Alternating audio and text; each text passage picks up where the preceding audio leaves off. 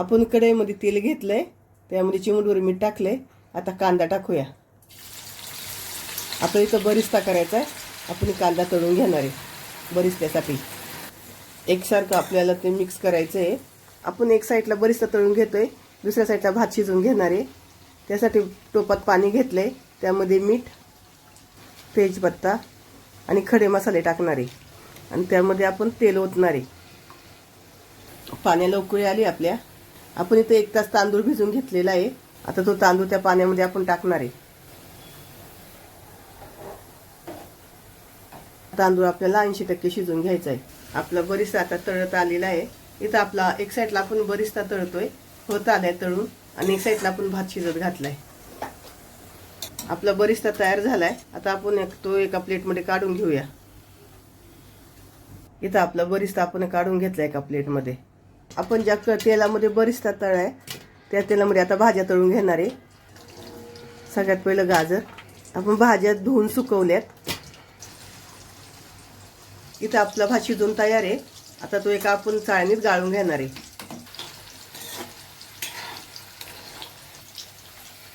आपलं गाजर तळून झाले. आता आपण काढून घेऊ. आता आपण फ्लावर तळून घेऊ. इथं आपलं फ्लावर तळून झालंय, आपण काढून घेऊ. आता त्यामध्ये आपण फरसबी टाकूया.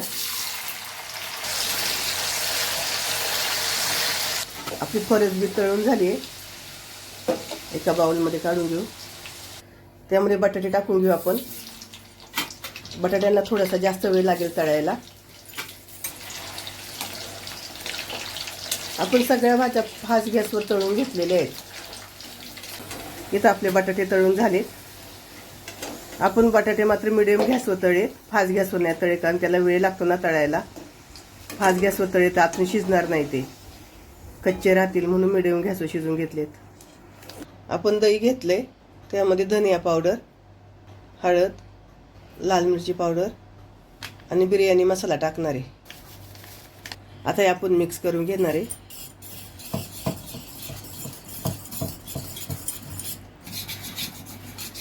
आपले तर मिक्स करून झाले. इथे आपण वाटाणा तळून न घेता शिजून घेतलेला आहे. आपण जे भाज्या तळलेले तेल आहे तेच घेतले. आता त्यामध्ये आपण जिरं आणि कांदा परतून घेऊया आपण. इथे आपल्याला कांदा फक्त मऊ करून घ्यायचा आहे, कांदा लाल करायचा नाही. आपला कांदा परतून झालाय, त्यामध्ये टमाटे टाकूया.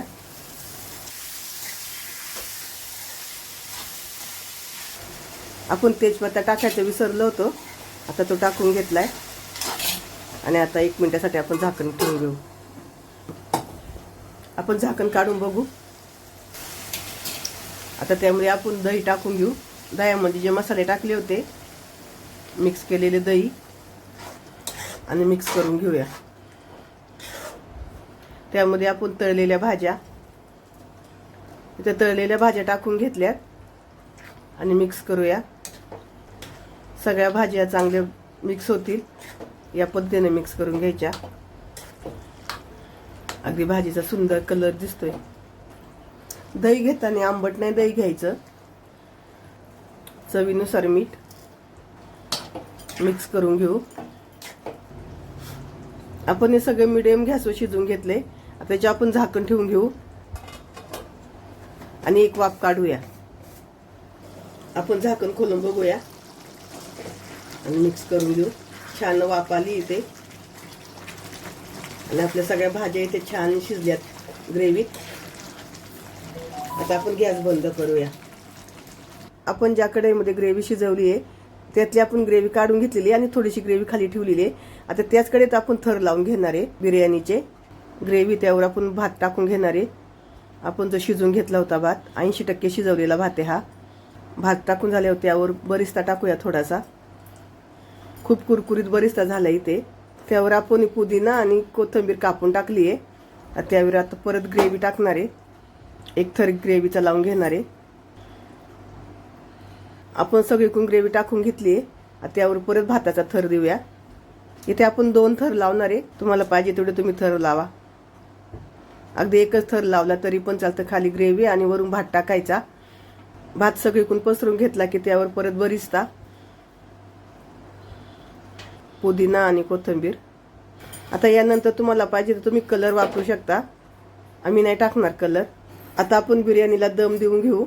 फ्राय पॅन ठेवले, त्यावर बिर्याणी आणि एक पॅक झाकण ठेवायचं आणि गॅस चालू करायचा. आपण इथं 5 मिनिटासाठी मोठा गॅस ठेवणार आहे आणि त्यानंतर 5 मिनिटांनी बारीक गॅस करणार आहे. इथे आपण दम देतोय, त्याच्यावर आपण खलबत्ता ठेवलाय वाफ नाही जावा म्हणून. आपण दम दिलेली बिर्याणी आहे त्याच्यावरचं खलबत्ता काढूया. झाकण काढून बघू, आपली बिर्याणी तयार आहे. आता आपण एका प्लेटमध्ये काढून दाखवतो तुम्हाला.